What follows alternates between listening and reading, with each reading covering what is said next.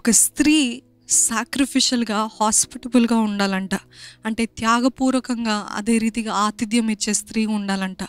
చూడండి, చాలామంది స్త్రీలు మన పూర్వకాలంలో స్త్రీలు ఏం చేసేవాళ్ళంటే, ఏది ఉన్నా లేకపోయినా ఫుడ్ ఉందనుకోండి, ఫుడ్ అయిపోవచ్చింది అనుకోండి, ఎవరో అప్పుడే బంధువులో ఎవరో స్నేహితులు వచ్చినప్పుడు వీళ్ళు ఏం చేస్తారంటే, అయ్యో వారికి ఏదో ఒకటి పెట్టాలి అని వారికి ఉన్న ఆహారం కూడా తీసి వీరికి ఇస్తారు కదా.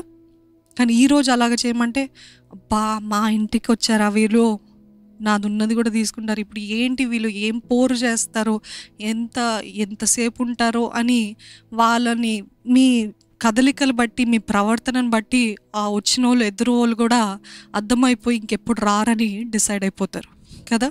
కానీ ఒక స్త్రీ అంట, మరి ముఖ్యంగా వివాహమైన స్త్రీ, she should be willing to be sacrificial and hospitable, ఆతిథ్యం ఇచ్చే స్త్రీగా.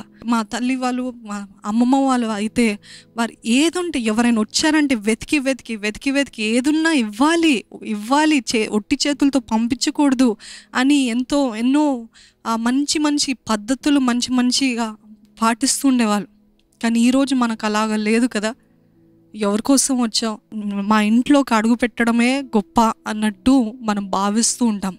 కానీ ఆతిథ్యం ఇచ్చే స్త్రీగా ఉండాలంట, త్యాగం చేసే స్త్రీగా ఉండాలంట. ఈ దేవుని వాక్యం తెలియజేస్తుందండి. అది పౌలు రాస్తుంటాడు. కెన్ యూ ఆనర్, ఆతిథ్యం ఇచ్చే స్త్రీలుగా ఉన్నారా? త్యాగం చేసే స్త్రీలుగా ఉన్నారా? మీ అత్తమామల్ని మీరు ఎలాగ ట్రీట్ చేస్తారండి? ఎలాగ ట్రీట్ చేస్తారు? ఆతిథ్యం ఇస్తారా? అసలు ప్రేమిస్తారా? చాలామంది కోడళ్ళు అసలు ప్రేమించరు అత్తమామల్ని. అత్తమామలు ఎలాగున్నారో నాకు తెలియదు, కానీ మీరు ఎలాగున్నారు అనేది అడిగేది. చాలామంది నేను సిద్ధంగా ఉన్నా, I'm ready to be married అంటారు. అత్తతోటి ఎలా మాట్లాడాలో తెలియదు, మావయ్యతో ఎలా మాట్లాడాలో తెలియదు, స్నేహితురాలతో మాట్లాడినట్టు అత్తమామలతో మాట్లాడుతూ ఉంటారు, వారితో మాట్లాడుతున్నట్టు అత్తమామలతో మాట్లాడుతూ ఉంటారు. కానీ do you know how to talk, how to behave? ఎలాగ ప్రవర్తించాలి, ఎలాగ మాట్లాడాలి, ఎలాగ మెదగాలి, ఎలాగ గౌరవించాలి, ఎలాగ సిద్ధపడుతున్నారు? వివాహం అంటే కేవలము భర్తని పొందుకోవడం కాదండి, భర్తని సంపాదించుకోవడం కాదు. భర్తతో పాటు ఆయన తల్లిదండ్రులు ఎలాగ చూసుకోవాలో తెలియాలి, భర్తతో పాటు ఆయన బంధువులతో ఎలాగ మెదగాలో తెలియాలి, భర్తతో పాటు ఇల్లుని ఎలాగ మెయింటైన్ చేయాలో తెలియాలి. దయచేసి ఏం సిద్ధపాటు లేకుండా పెళ్ళైన తర్వాత చూసుకుంటా, ఆయన నా భర్త అంట చాలా మెత్తటి వాడంట, చాలా కామంట, ఆయన ఏమండంట, అందుకే నేను కూడా పర్వాలేదులే అని అనుకుంటున్నాను, తర్వాత చూసుకుంటానులే అని అనుకుంటుంటారు చాలామంది.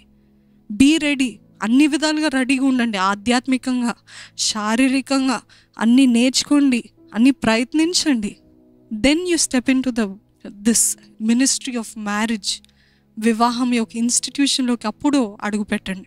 Be willing to be sacrificial, hospitable. నేనెందుకు చేయాలి, నేనెందుకు వడ్డించాలి, నేనెందుకు చూడాలి, ఇదిగో మా పనమ్మాయి వచ్చి చేస్తుంది అని అంటూ ఉంటారు చాలామంది. Be very careful. ఎవరో చేయాలి, మా అత్త చేస్తుందిలే, మా మావయ్య చేస్తారులే అని చూడకండి. Be ready, be fully equipped for any kind of battle. ఫుల్గా ఎక్విప్ అయి ఉండండి. మీరు సిద్ధంగా లేకపోతే దేవుడు మీ జీవితంలో ఏం కార్యం చేయలేడండి. మీరు సిద్ధంగా లేకపోతే దేవుడు ఎందుకు చేయాలి? దేవా నాకు వివాహం జరిగాయ్యా, నాకు 30 years వచ్చేస్తుంది అయ్యా, నాకు 30 years వచ్చేస్తుంది అయ్యా, ఎందుకు ఒక్క మాట తనంటే నాకు పడదు, నాకు ఆ స్త్రీ నన్ను అలాగ చూస్తే పడదు, ఒక్క మాట అంటే పడదు, but I'm ready for marriage. చూడండి, వివాహంలో చాలా మందితోటి ఇన్వాల్వ్ అయి ఉంటుంది. కొంతమందికి డిఫరెన్సెస్ వస్తుంటాయి, ఎన్నో వ్యత్యాసాలు, వారు మాట్లాడే తీరు అందుకని మీరు నోరు ముడుచుకొని రూమ్లో పోయి కూర్చుంటారు చాలామంది. నేను తను వస్తే కలవను, తినొస్తే కలవను, వీలొస్తే మాట్లాడను అని చాలామంది ఇటువంటి పద్ధతులు ఇటువంటివన్నీ చేస్తూ ఉంటారు. Be very careful. ఎంత మాట అయినా దేవుడు చూసుకుంటున్నాడు, దేవుడికి అప్పచెప్పి ముందుకు వెళ్ళండి. చిన్న మాట పట్టడానికి మీరు సిద్ధంగా లేనప్పుడు నేను చాలా ఈగోయిస్టిక్, నాకు చాలా అహం గుచ్చుకుంటుంటుంది, వెంటనే నేను చాలా గయ్యాలి అంటే ఐఎమ్ వెరీ రెసిప్రొకేటివ్ అని అనుకుంటున్నప్పుడు దయచేసి మీరు ఇంకా పెళ్ళిలో అడుగు పెట్టకండి. ఎందుకంటే చాలా గొడవలు, చాలా భేదాలు, చాలా వివాదాలు వస్తూ ఉంటాయి. అటువంటి సమయంలో పెళ్ళిలో అడుగుపెట్టి ఇంకా పెద్దది చేసుకోకండి. ముందటిగా ఆయన సన్నిధిలో సిద్ధపరచుకోండి. దేవా నాకు అనుకువ దయచేయ, నాకు నెమ్మది దయచే, help me to be submissive Lord. ఒకవేళ ఎవరేమైనా మాట అంటే తగ్గించుకునే స్వభావం దయచేయ్యా అని మీరు ఆయన సన్నిధిలో బీ సబ్మిసివ్, బీ సాక్రిఫిషియల్